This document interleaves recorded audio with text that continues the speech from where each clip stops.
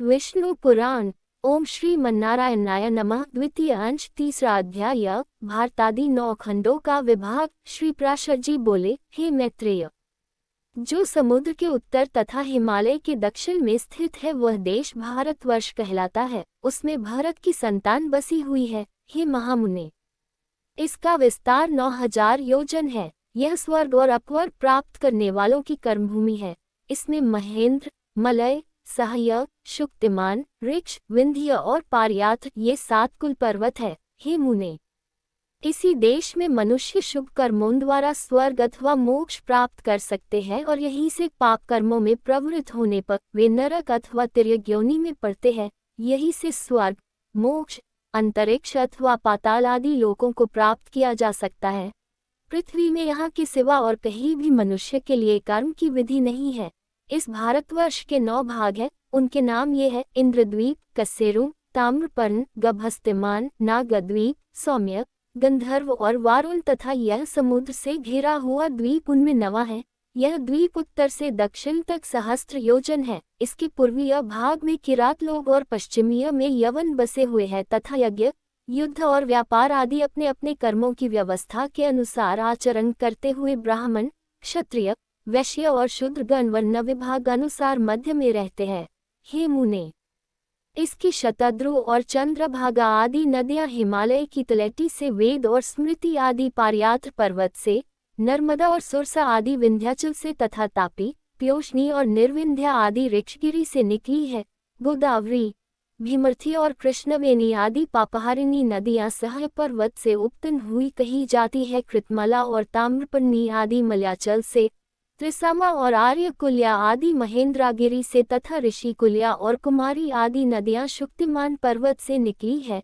इनकी और भी सहस्त्रों शाखा नदियां और उपनदियां हैं। इन नदियों के तट पर कुरु, पांचाल और मध्य देश आदि के रहने वाले, पूर्व देश और कामरूप के निवासी, पुंड्र, कलिंग, मगध और दाक्षिणात्य लोग, अप्रांत देशवासी, सौराष्ट्रगण तथा शूर, आभीर और अर्बुदगण, कारुष, मालव और पारियात्र निवासी, सौवीर, सैंधव, हून, साल्व और कौशल देशवासी तथा माद्र, आराम, अम्बष्ठ और पारसीगण रहते हैं।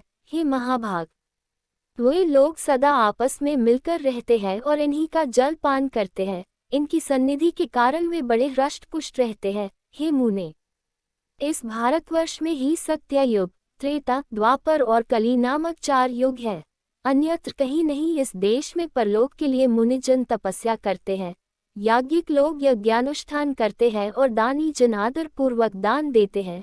जम्बू द्वीप में यज्ञ में यज्ञ पुरुष भगवान विष्णु का सदा यज्ञों द्वारा यजन किया जाता है। इसके अतिरिक्त अन्य द्वीपों में उनकी और प्रकार से उपासना होती है। हे महामुने, इस जम्बू द्वीप से भी भारतवर्ष सर्वश्रेष्ठ है, क्योंकि यह कर्मभूमि है। इसके अतिरिक्त अन्यान्य देश भोग भूमियां ही। हे सतम, जीव को सहस्त्रों जन्मों के अनंतर महान पुण्यों का उदय होने पर ही कभी इस देश में मनुष्य जन्म प्राप्त होता है। देवगण भी निरंतर यही गान करते हैं कि जिन्होंने स्वर्ग और अपवर्ग के मार्गभूत भारतवर्ष में जन्म लिया है वे पुरुष हम देवताओं की अपेक्षा भी अधिक धन्य बदभागी है। जो लोग इस कर्मभूमि में जन्म लेकर अपने फलाकार से रहित कर्मों को परमात्मा स्वरूप श्री विष्णु भगवान को अर्पण करने से निर्मल पाप पुण्य से रहित होकर उन अनंत में ही लीन हो जाते हैं, वे धन्य हैं। पता नहीं अपने स्वर्गप्रद कर्मों का क्षय होने पर हम कहाँ जन्म ग्रहण करेंगे। धन्य तो वे ही मनुष्य हैं जो भारत भूमि में उत्पन्न होकर इंद्रियों की शक्ति से हीन नहीं हुए हैं। हे मैत्रेय, इस प्रकार लाख योजन के विस्तार वाले नववर्ष विशिष्ट इस जम्बूद्वीप का मैंने तुमसे संक्षेप से वर्णन किया है। मैत्रेय, इस जम्बूद्वीप को बाहर चारों ओर से लाख योजन के विस्तार वाले वलयाकार खारे पानी के समुद्र ने घेरा हुआ है। ओम श्री मन्नारायणाय नमः। श्री विष्णु पुराण, द्वितीय अंश, चौथा अध्याय। 7 पाताल लोकों का वर्णन। श्री पराशर जी बोले, हे द्विज, मैंने तुमसे वह पृथ्वी का विस्तार कहा। इसकी ऊंचाई भी 70 सहस्त्र योजन कही जाती है। हे मुनिसितम, अतल, वितल, नितल, गभस्तिमान, महातल, सुतल और पाताल इन 7 में से प्रत्येक 10-10 सहस्त्र योजन की दूरी पर है। हे मैत्रेय, सुंदर महलों से सुशोभित वहाँ की भूमियां शुक्ल, कृष्ण, अरुण और पीत वर्ण की तथा शर्करामयी कंकरीली सैली पत्थर की सुवर्णमयी है। हे महामुने, उनमें दानव, दैत्य, यक्ष और बड़े बड़े नाग आदिकों की सैकड़ों जातियां निवास करती है। एक बार नारद जी ने पाताल लोक से स्वर्ग में आकर वहां के निवासियों से कहा था कि पाताल तो स्वर्ग से भी अधिक सुंदर है, जहां नागगण के आभूषणों में सुंदर प्रभायुक्त आह्लादकारिणी शुभ्रमणियां जड़ी हुई है, उस पाताल को किसके समान कहें? जहां तहां दैत्य और दानवों की कन्याओं से सुशोभित पाताललोक में किस मुक्त पुरुष की भी प्रीति न होगी? जहां दिन में सूर्य की किरणें केवल प्रकाश ही करती है, घाम नहीं करती, तथा रात में चंद्रमा की किरणों से शीत नहीं होता, केवल चांदनी ही फैलती है।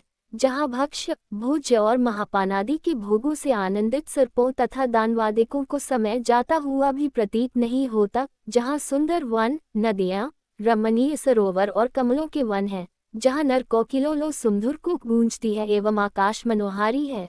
और हे द्विज, जहाँ पाताल निवासी दैत्य, दानव एवं नागगण द्वारा अति स्वच्छ आभूषण, सुगंध में अनुलेपन, वीणा, वेणु और मृदंगादि के स्वर तथा तूर्य, ये सब एवं भाग्यशालियों के भोगने योग्य और भी अनेक भोग भोगे जाते हैं। पातालों के नीचे विष्णु भगवान का शेष नामक जो तमो में विग्रह है, उसके गुणों का दैत्य अथवा दानवगण भी वर्णन नहीं कर सकते। जिन देवर्षि पूजित देव का सिद्धगण अनंत कहकर बखान करते हैं, वे अति निर्मल, स्पष्ट स्वस्तिक चिन्हों से विभूषित तथा सहस्त्र सिर वाले हैं, जो अपने फनों की सहस्त्र मणियों से संपूर्ण दिशाओं को देदीप्यमान करते हुए संसार के कल्याण के लिए समस्त असुरों को वीरहीन करते रहते हैं। मद के कारण अरुणनन सदैव एक ही कुंडल पहने हुए तथा मुकुट और माला आदि धारण किए, जो अग्नियुक्त श्वेत पर्वत के समान सुशोभित है।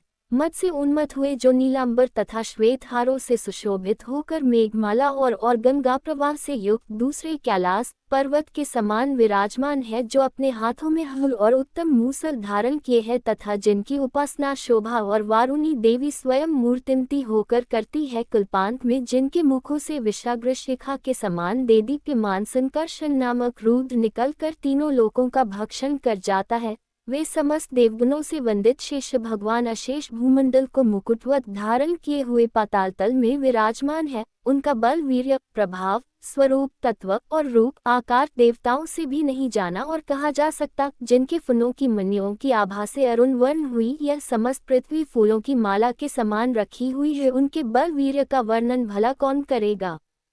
जिस समय मदमत्तनन शेषजी जमुहाय लेते हैं, उस समय समुद्र और वन आदि के सहित यह संपूर्ण पृथ्वी चलायमान हो जाती है। इनके गुणों का अंत गंधर्व, अप्सरा, सिद्धक, किन्नर, नाग और चारण आदि कोई भी नहीं पा सकते, इसलिए ये अविनाशी देव अनंत कहलाते हैं।